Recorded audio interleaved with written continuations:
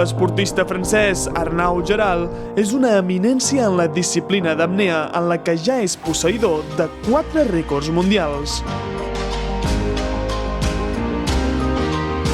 Però en la seva següent aventura no anava a la recerca de cap nou registre.